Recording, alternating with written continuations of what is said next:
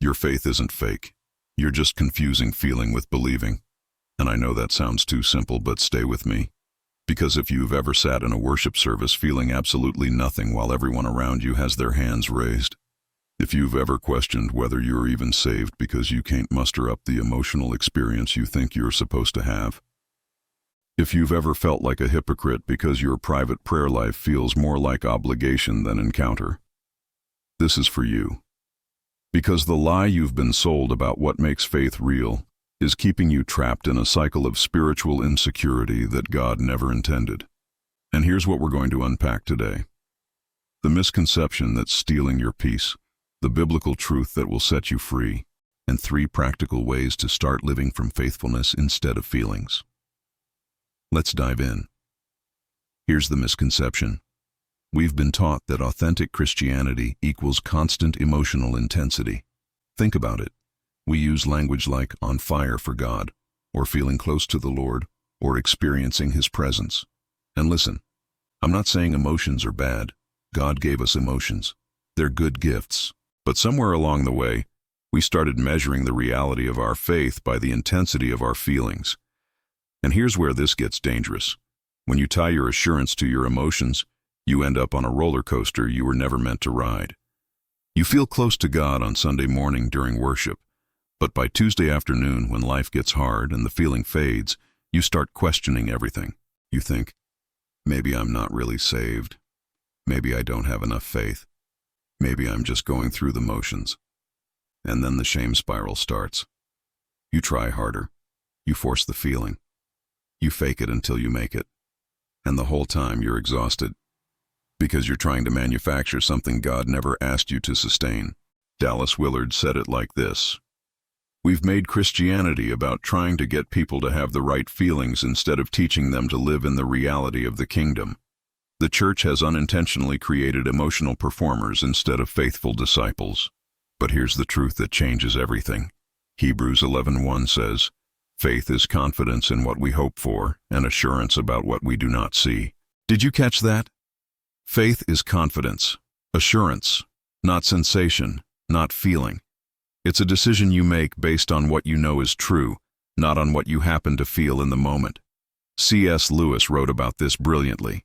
He said, "Faith is the art of holding on to things your reason has once accepted, in spite of your changing moods.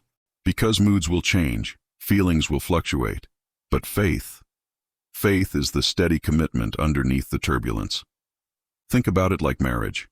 There are days when you feel overwhelmingly in love with your spouse, and there are days when you feel nothing, maybe even frustration.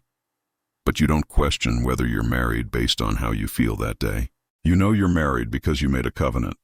You have a ring. You have a certificate. You have shared history. Your commitment isn't validated by your emotion. It's validated by your choice and your faithfulness. The same is true with God. Your faith is most real not when you're feeling spiritual highs, but when you choose to trust Him despite feeling nothing at all. That's when you're actually walking by faith and not by sight. Here's what the Bible actually shows us. Abraham didn't feel his way into God's promise. He believed God, and it was credited to him as righteousness. Job didn't feel God's goodness when he lost everything. He chose to trust anyway. David wrote some of his most powerful psalms from the pit of despair, declaring truth over his emotions. Even Jesus in the Garden of Gethsemane didn't operate from feeling. He said, "Not my will, but yours be done." That's faithfulness overriding emotion. And here's what this means for you. When the feelings fade, your faith isn't failing. It's actually being refined. It's being tested. It's becoming more real, not less.